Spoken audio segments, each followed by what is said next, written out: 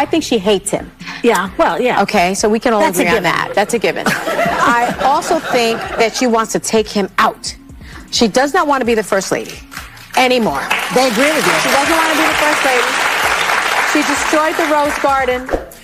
Who hates Christmas? Melania Trump hates Christmas. She doesn't want to decorate for Christmas. She doesn't want anything to do with him. about that. She doesn't want to sleep in the same room with him. She can't tolerate him. Allegedly. And she does. Yeah, how do you know all this? Yeah, I don't know. You don't know all this. Allegedly, that's why. I think she hates him. Yeah. But in just under 60 seconds, Sunny Holston painted a picture of a marriage so broken, so cold, that even Trump's fiercest supporters couldn't laugh it off. Not because it was too harsh, but because deep down, it sounded too real. This wasn't a first lady at his side. This was a woman disappearing in silence. And for a man who lives off appearances, that's the loudest message of all. What you're about to hear includes real quotes, public footage, and a whole lot of awkward truth. Don't go anywhere because what comes next, it's Trump in full panic mode. Well, yeah. Okay, so we can all That's a agree on given. that. That's a given. I also think that she wants to take him out. She does not want to be the first lady anymore. She doesn't want to sleep in the same room with him. She can't tolerate him. Allegedly. And she does. Yeah, how do you know all this? Yeah, I don't know. You don't know all this. I admit, I may not have spent as much. It sounded like gossip, but what Sunny Holston just did was frame it like strategy. Melania didn't just disappear from the campaign trail. She disappeared from the story he needs to tell. The one where he's still the strong man with a strong woman beside him. And if you think that's just personal, then you haven't seen what comes next. You can't have a felon, a liar, a serial cheater. You know, he had Melania next to him, his third wife, who he cheated with Stormy Daniels on while she was pregnant. I think he stands against everything and flies in the face of everything that a Catholic believes and holds dear. He is not a faithful man. Trump has denied ever having an affair with Stormy Daniels. Oh, that again? He stood on stage with Melania beside him while the world whispered about Stormy Daniels. But what Sunny pointed out wasn't just the cheating, it was the choreography. Because when your marriage is part of the campaign, your silence becomes part of the message. And Melania, she's been silent for a long, long Time in a courtroom as you have. That's a good one. I was also recognized with a Special Achievement Award by the Department of Justice. You remember the Department of Justice, right? It's the agency that's been pursuing you for decades. These countries are calling us up, kissing my ass. Melania may be gone from the spotlight, but her silence, it left an echo. And Sunny, well, she's been watching the performance long enough to know who's directing it. He started as a victim of the system. Now he's a one-man show with no audience. Trump from media martyr to solo performer. Stay tuned. His next act is just warming up. There is no list. And then all of a sudden, Trump says to his reporters, what's going on with my, on Truth Social, what's going on with my boys, and in some cases, gals? We have a perfect administration, the talk of the world, and selfish people are trying to hurt it all over a guy who never dies, Jeffrey Epstein. So now he's calling his supporters selfish. He's trying to make this go away, yet in 2002, he told New York Magazine, I've known Jeff for 15 years. He's a terrific guy. He's a lot of fun to be with. It is even said that he likes beautiful women as much as I do. And many of them are on the younger side. Yeah, ew, right? So he said that. And then also what Pam Bondi didn't release because it's already been released, Trump's name is on the logs, the passenger logs of Epstein's aircraft at least 7 times. That's already been made public. I mean, of course, Trump is denying any and all allegations, but all of that information is out there. Why not just put it to rest and say... He blames the press, then the prosecutors, then his own followers, all while avoiding one simple thing. The truth. Because at this point, Trump isn't giving answers. He's giving monologues. They are dying to make a deal. Please, sir, make a deal. I'll do anything, sir. And then I'll see some rebel Republican, some guy that wants to grandstand, say, I think that Congress should take over negotiations. Let me tell you, you don't negotiate like I negotiate. I'll even give you a free View mug. Not to be confused, though, with the mug. Transparency was never part of the performance. No real answers. Instead, we get the same routine. The world is unfair, the media is cruel, and somehow, it's always someone else's fault. But as Sonny points out, this isn't leadership. It's a man gripping a microphone. Not to inform, not to serve, but to convince himself the stage is still his. Shot. Because that's your area. I don't think he knows what he's doing. He bankrupted what we keep. Trump built an image, one of strength, power, and control. But lately, that image is being replaced by something far more permanent. He wanted a legacy. What he got was a mug shot.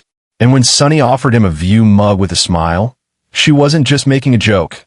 She was drawing a line. One is for guests, the other for people under investigation. And in that moment, the mic in Trump's hand didn't sound like power anymore. It sounded like denial echoing off an empty room. Come on. Failing to remember is that he bankrupted 2 casinos. He had 6 bankruptcies.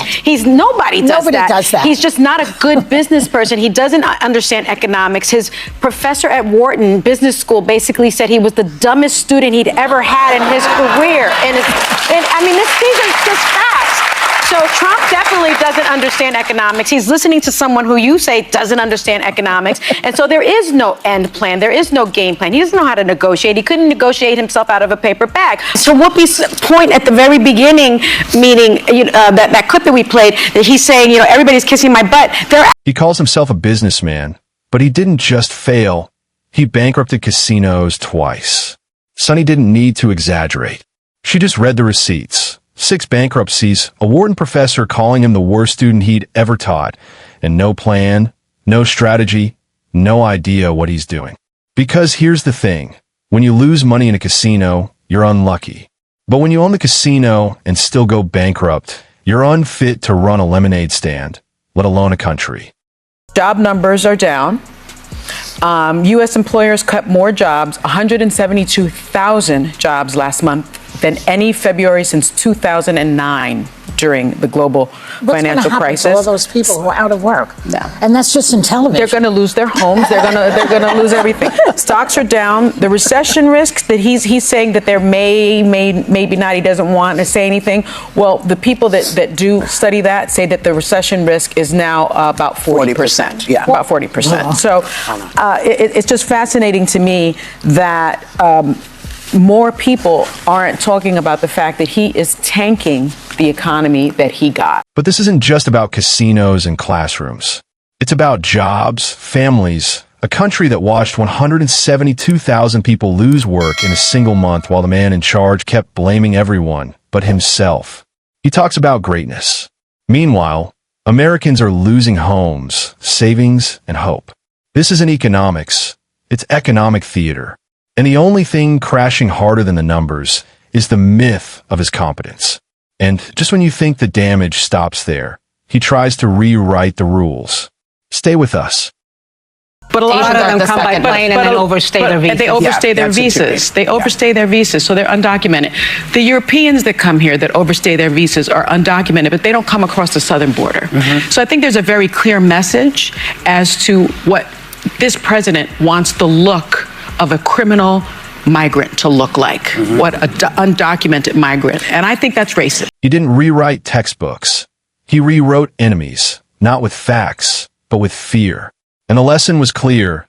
Undocumented meant dangerous, but only if you crossed the right border with the wrong skin. It wasn't just racist. It was curriculum.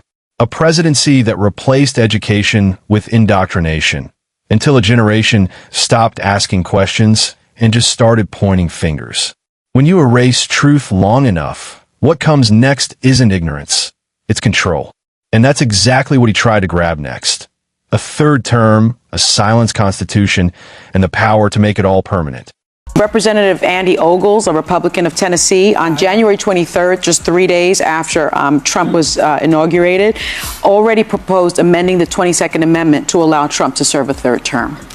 I think he doesn't want to, he's not going to say that J.D. Vance is a successor because he thinks he's his own successor. But doesn't that mean that Obama can run also? Well, you would think so because part of the resolution says no person shall be elected to the office of the president more than 3 times. And the argument is that the argument is that Trump needs more time to accomplish his agenda and reverse the policies of the Biden administration. Just days into his presidency, Trump's allies were already floating a third term. Not because he earned it, but because they think he's the only one who could undo democracy properly. Sonny didn't scream. She just raised the obvious. When a man bankrupts casinos and loses 172,000 jobs in a month, why exactly does he need more time? And if that sounds like paranoia, wait till you see how he plans to keep the power one guard troop at a time.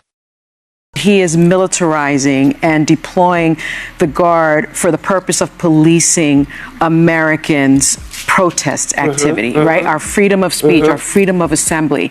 And there's a very big, stark demarcation between military troops and law enforcement, public law enforcement, civilian law enforcement. Right. And you are an army turned inside to police its citizens can cause chaos, fascism. And so I think that's the way, and civil war. Yeah. I think that's the way we need to look at it, because deploying the National Guard is supposed to be a last resort. But what this president is doing is that he's saying he's going to deploy them anywhere in this country. You can rewrite the Constitution, but when that's not fast enough, you bring out the troops. Sonny didn't just warn about overreach. She called it by its real name, fascism. Because when you send the military to police protests, that's not law and order. That's a strong man rehearsing for his encore. A president who treats the National Guard like stagehands for his rallies isn't keeping the peace. He's keeping the illusion. And what was really striking to me is that we have on the one side, this 34 count convicted felon, and on the other side, we have a man who the International Criminal Court has a warrant out for war crimes and crimes against humanity, because 46,000 Palestinians have been killed, and mostly women and children, and 100,000 have been wounded. And so Gaza has become a wasteland, and that's something that we don't talk about, but that's just the truth of the matter. And so you have sort of one alleged criminal and one convicted criminal making plans that are illegal. When a convicted felon shakes hands with a man wanted for war crimes, it's not diplomacy. It's a summit of impunity. Sonny didn't mince words. On one side, Trump, 34 felony convictions deep.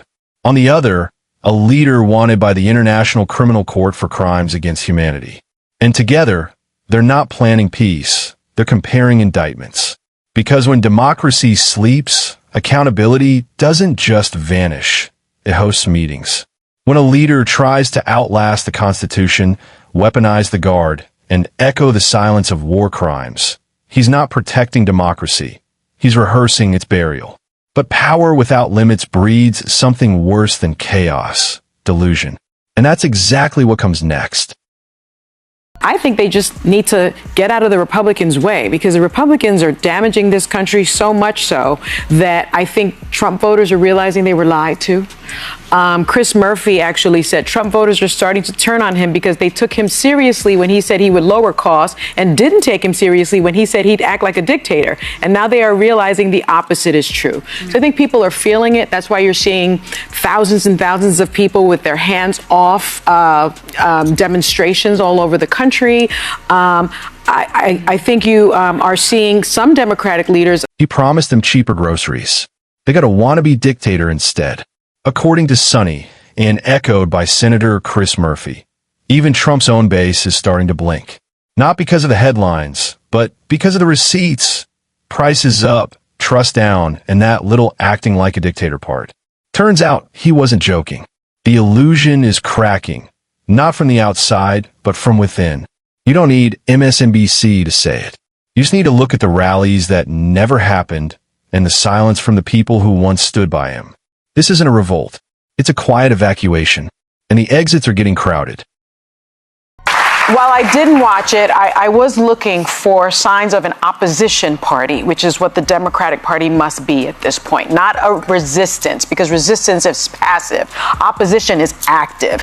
And I think that what I saw when Representative Al Green stood up and said, you don't have a mandate to take away Medicaid. And he was tossed out. I expected the rest of his Democratic caucus, the rest of his colleagues to walk out with him. Because alone you can survive, but together you thrive. That is the energy that we need. They should have stood with him. Sonny wasn't just talking about Republicans. She was warning the other side, too. When Representative Al Green stood up to say, you don't have a mandate to take away Medicaid, he was kicked out. But what shocked Sonny wasn't the ejection, it was the silence. No one walked out with him. And that's the real danger. Trump doesn't just dominate his party. He exposes the quiet collapse of everyone else's backbone. Actually not, because China has accused the United States of blackmail and declared that Beijing would fight to the end. The Canadian Prime Minister, Mark Carney, has said its friendship with the U.S. is over. Australia's Prime Minister, Anthony Albanese, said Trump's tariffs have no basis in logic, are not the act of a friend, and he called them totally unwarranted. Macron from France, he said the tariffs are brutal and unfounded. Donald Trump, I want to thank you for personally telling so many lies and committing so many alleged crimes and providing. He called it everyone's kissing my butt. But what Sonny pointed out sounded more like a global slap. Canada says the friendship's over. France says his tariffs were brutal. Australia says he's no friend. And China, well, they skipped the metaphors and went straight to blackmail. That's not America first. That's America alone. And the world isn't asking if he's dangerous anymore. They're just asking one thing. Is America really going to choose him again? Stay with us, because what comes next is the most dangerous part. Not the isolation, but the illusion that it's strength. These are hitting everyday Americans. Most families are going to lose between $4,000 and $8,000 in their homes. Some people will become unhoused. Some people will not be able to feed their children. Some people will not be able to educate their children. People are going to die. Yeah. And Let's not get away from that. But I would say one last thing. We need to name what this is, because we had someone saying, this is Trump's economy. This is Trump's economy. We should call this the Trump slump. This is the Trump slump. This is his deal. He needs to own this, and we should not let him off the hook. Anytime he says something like, well, it's probably going to be good, I'm using it as a negotiation, as you pointed out. Trump slump. This is all on him. There's actually him. He sold it like a comeback. But for most Americans, it hit more like a collapse. Sonny didn't just challenge the numbers. She named it the Trump slump. For $1,000 to $8,000 gone per household, kids pulled from schools, families skipping meals, some even losing their homes. But Trump's still out there spinning fairy tales. It's probably going to be good. I'm using it as a negotiation. Let's be clear, this wasn't strategy. This was sabotage dressed in slogans. And calling it anything less than his fault is letting the arsonist blame the fire on the weather. I'm worried about mass deportation and internment camps, and I'm also worried about Elon Musk warning Americans to prepare for temporary hardship. I'm surprised at the result, but I'm not surprised. As a woman of color, I was so hopeful that a mixed-race woman married to a Jewish guy could be elected president of this country. And I think that it had nothing to do with policy. I think this was a referendum of cultural resentment. They say history repeats itself. First as tragedy, then as farce. But what do you call it when the farce wears a flag pin, holds a Bible upside down, and casually flirts with mass deportation? As Sonny warns about internment camps and Elon Musk's cryptic calls for temporary hardship, it becomes clear this isn't just a cultural shift. It's a moral freefall where truth is negotiable, empathy is weakness, and the American presidency is no longer a standard, but a loophole. And perhaps the most dangerous part, we've grown so numb to the circus, we forgot the ringmaster is a convicted felon. Us with material on a daily basis. You help us do our jobs, and I'm so appreciative. He lied. He ranted. He collapsed. And somehow, he kept going. So yes, Thank you, Donald, for making our jobs easier. For reminding us every single day that when a convicted felon becomes the face of a nation, the question isn't just what happened to him. It's what happened to us. We don't know if it's purely financial. I mean, if you look at some of the numbers, it could be financial, and I don't know that it's purely political. It could be, but my concern is if it is political, then everyone should be concerned. People on the right should be concerned. People on the left should be concerned, because it's very clear that if it is political, this is the dismantling of our democracy. This is the dismantling of our Constitution, right? And so the First Amendment is the First Amendment for a reason, and that is freedom of the press, freedom of speech, freedom to speak truth to power. If that is taken away, if the comedians are being attacked, then that means our Constitution is being dismantled. That's right. He calls it politics. Some call it payback. But if this is how we treat the truth, by silencing the press, by turning comedy into crime, by labeling dissent as treason, then it's not just one man on trial anymore. It's the Constitution. And if that goes, we don't just lose a president, we lose the country. When truth becomes a threat, and even laughter is under attack, this isn't just an election. It's a battle for the survival of democracy. Democracy doesn't collapse overnight. It crumbles when lies feel normal, power goes unchecked, and silence becomes routine. Not because people agreed, but because at some point they stopped resisting. The content in this video includes public statements, real footage, and documented records. Names weren't invented. Quotes weren't altered.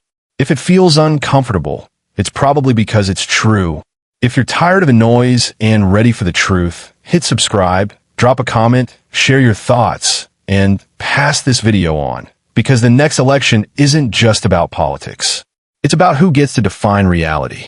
Over the weekend, it sunk in that they're killing off our show. But they made one mistake. They left me alive. And now for the next 10 months, the gloves are off. I can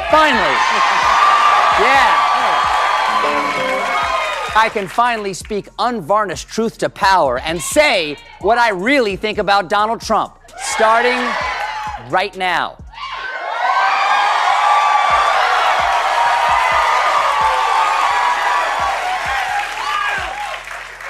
I don't care for him.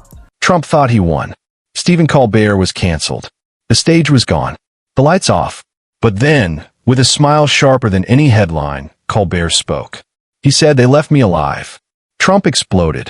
Because nothing terrifies a man who hides behind power more than a comedian who's got nothing left to lose. All footage used is real. All jokes are uncomfortably close. If they silence the truth, we make it louder.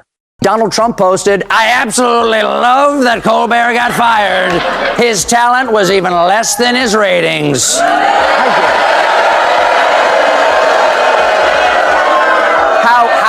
How dare you, sir? Would an untalented man be able to compose the following satirical witticism? Go yourself. Trump celebrated Colbert's cancellation like it was personal revenge. But Colbert flipped the script. With one joke, he turned being canceled into a microphone. And that's exactly why Trump and those protecting him want him gone. He was canceled, but he didn't fold.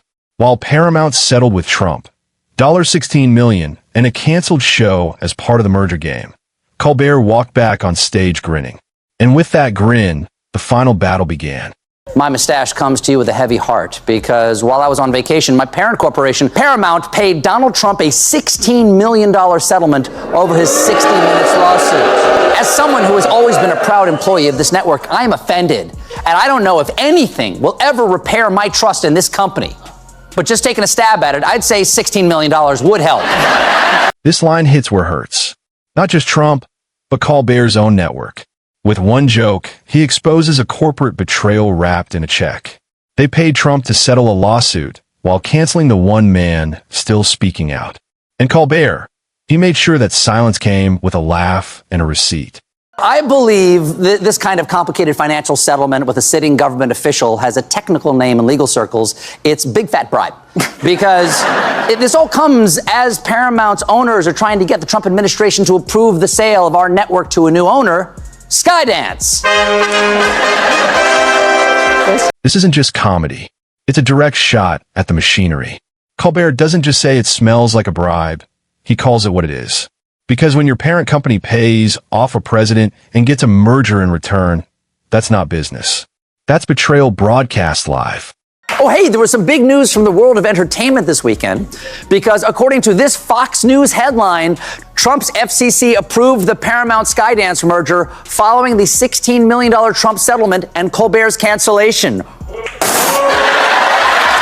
I'm canceled? What? And I'm being told I already knew that, but I spent the weekend huffing airplane glue? It was a joke, but also a eulogy. Because in the deal Trump just closed, silence wasn't a side effect. It was the goal. Colbert wasn't just a host. He was a problem. One of the last voices on television, still calling out the absurdity, still mocking the myth. And Trump, he doesn't fear critics, he fears the mirror. And Stephen Colbert is a mirror that talks back.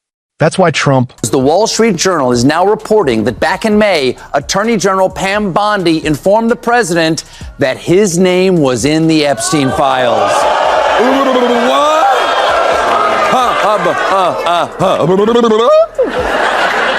But he said he hardly knew the guy. He's in the files. He's in the files. And just when things got too quiet, Colbert mentioned the one thing Trump really wanted buried. The president's name is in the Epstein files. A little one, but he's in the file. He's in the file.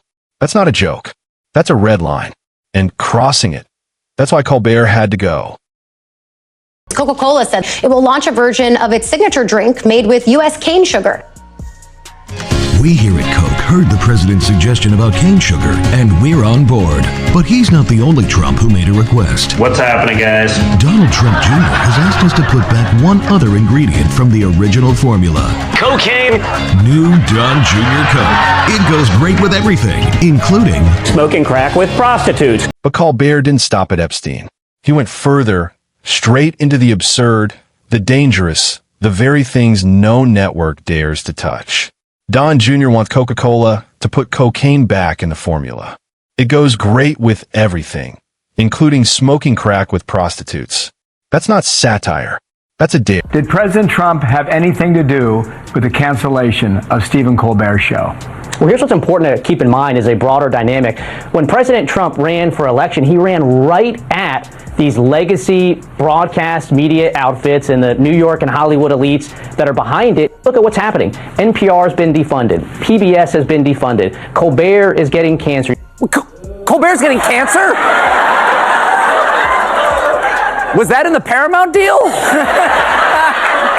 I gotta call my agent. I have a very strict no cancer clause. The most they can give me is a goiter. We negotiated that. By the time Colbert joked about getting cancer in the Paramount deal, it was already clear this wasn't just about one show. NPR defunded, PBS defunded, Colbert canceled. This wasn't politics. It was housekeeping. Because when the last voice left in the room still dares to say your name, I don't like to get involved in politics except for the money I make from it. But if I had to say my own State of Union, I would say America is a lot like Melania, trapped in a bad relationship with Donald Trump, just praying he doesn't screw us any more than he already has. America isn't just voting on a president. We're trapped in a national marriage with a man who won't stop gaslighting us. And if Melania's poker face could talk, it would probably say, I really don't care, do you? First Lady Melania Trump. Melania did not appear with her husband at either the Super Bowl or the Daytona 500, and her appearance at the inauguration seems to have been squeezed in between regional theater productions of Guys and Dolls.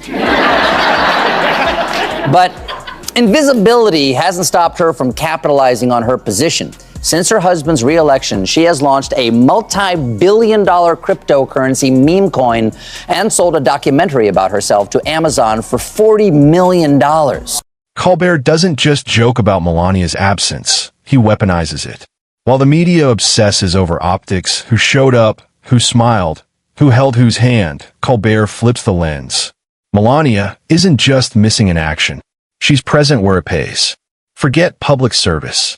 It's public relations rebranded in crypto, monetized by Amazon, and stripped of any actual duty. By painting Melania as the perfect metaphor for modern politics, aloof, transactional, and morally bankrupt, Colbert exposes not just the First Lady, but the system that rewards silence and image. Moving on to your husband's speech, what can you tell us about the State of the Union? Oh, the state of our union is the same.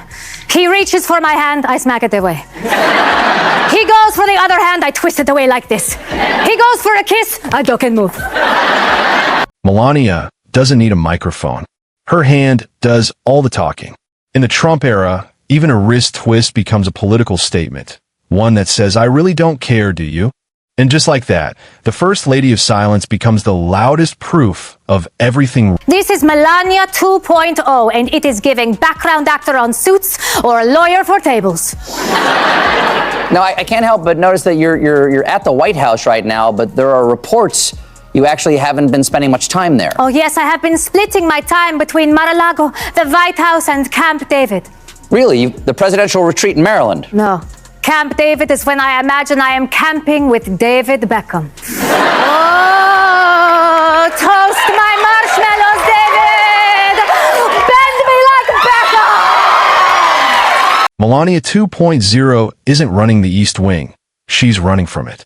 And while Trump is out rewriting history, his wife is off rewriting geography. Camp David isn't a retreat anymore. It's a daydream about David Beckham. In a White House full of fiction, just an attempt to cash in on your role as First Lady? What? No! I believe in this project so much that I would have taken that $40 million for free. Speaking of money, some people were surprised you released your own crypto meme coin. Oh, it is pronounced me coin.